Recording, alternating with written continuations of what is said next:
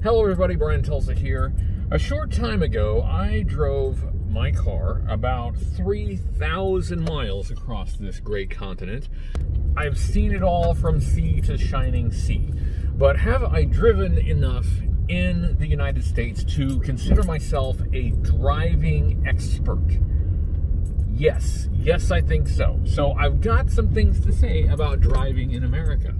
I've done a lot of driving in big cities. I've done a lot of driving across the countryside. I've been north, I've been south, I've been east, I've been west, I've been almost everywhere. There are some places that I've been where I didn't drive. I've been to several places in California, but I didn't drive there. I've been to San Francisco, but I flew there. I've been to Los Angeles, but I flew there. I've been to San Diego, but I flew there. It's just so far going to the west that most of the time it will be more practical to fly rather than drive. However, I'm going to fix that because I have a plan to travel west by car, and that's something I'll talk about more in the future. Based on my most recent trip, I can say a few things with confidence. First of all, Maryland in the fall is beautiful. Probably one of the most scenic drives I had on the whole trip was through Maryland. Really nice. Love you, Maryland. Just a beautiful, beautiful trees within the fall colors.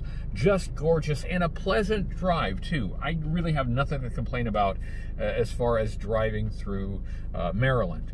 Driving through Pennsylvania was very hilly and curvy, and probably also would have been very nice, very scenic, except that it is so hilly and so curvy, you can't really look around. You really have to focus on the road in order to be safe, so you miss a lot of the scenery that you're driving through.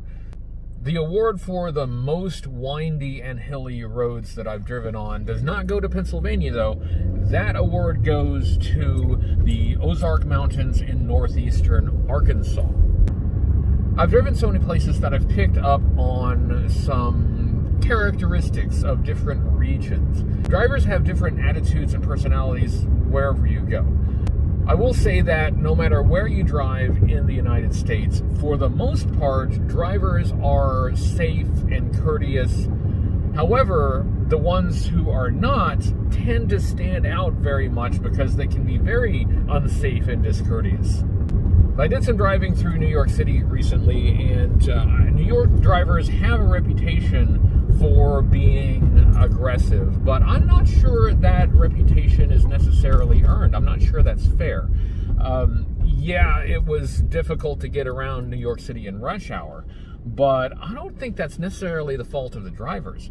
The fault is in the situation. You have a lot of cars on the street trying to get to their destinations and needing to switch lanes, but there's no space to switch lanes.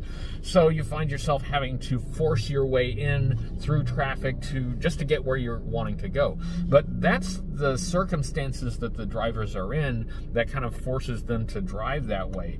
And under other circumstances, they may not necessarily be aggressive at all. So I don't think it's necessarily fair to say that New York drivers are overly aggressive. They are not nearly as aggressive as drivers in Dallas. That's right, Dallas, I am calling you out. If you're going to drive in Dallas, you kind of have to be assertive, which I've been able to do. I can manage that. But Dallas drivers are not the worst drivers that I've experienced. For the worst drivers, in my experience, I have to go back to my home state. Not my hometown, though. Oklahoma City drivers are aggressive and dumb.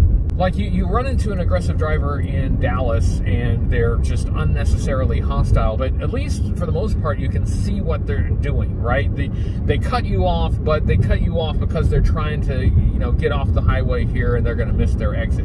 Or, they're weaved through traffic because they're trying to just go faster than everyone else.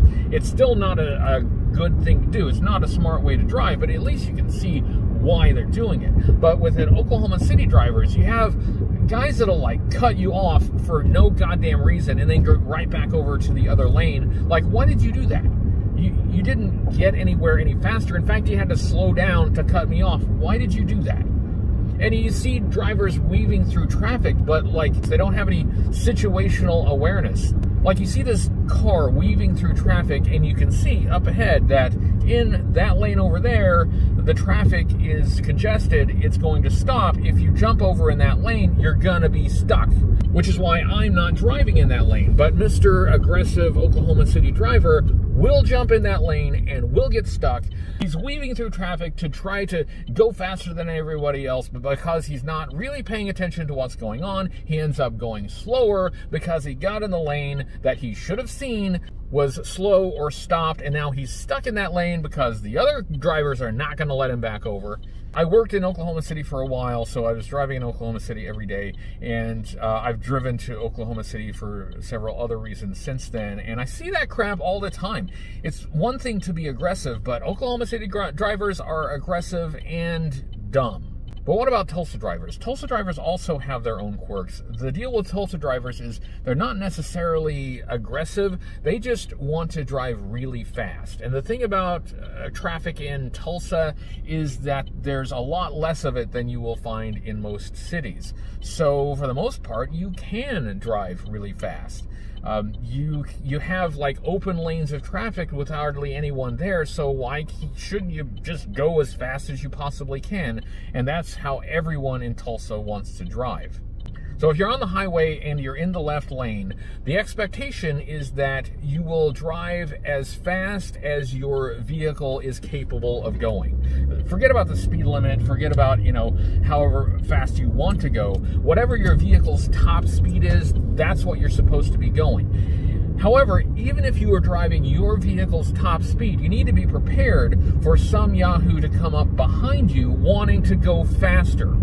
So you will need to go over to the middle or the right lane to let that guy go by. But don't worry, in the middle or the right lane, you are probably still going to be able to go pretty fast.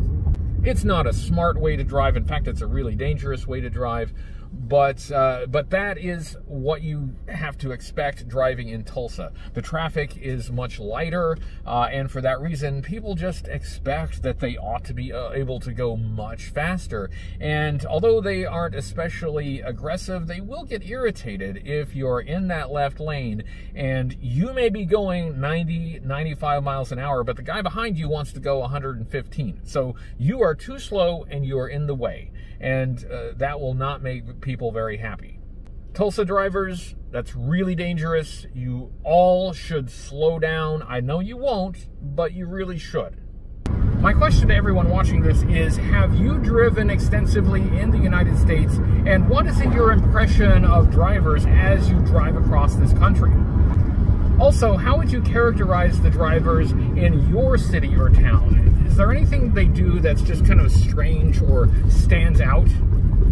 I believe the farthest west I've driven is Gallup, New Mexico. But I'm gonna fix that. I have a plan. It's a good plan. I like the plan. I'm not ready to implement the plan yet, but I'm telling you, good things are coming. Special things are coming, and we are going to go farther west than Gallup, New Mexico. Thank you everyone for watching. Thank you for supporting my journey, and I hope we will have more adventures together. I will see you soon.